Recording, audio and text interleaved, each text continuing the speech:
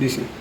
জন্ম আমার নবীর যুগে হলে কেমন হতো,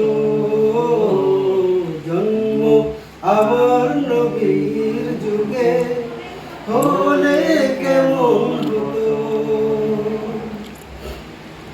দুনয়নে রসূল পাক দেখিলে কেমন হতো, জন্ম আমার নবীর যুগে হলে কেমন হতো, জন্ম আমার নবীর যুগে হলে কেমন হতো।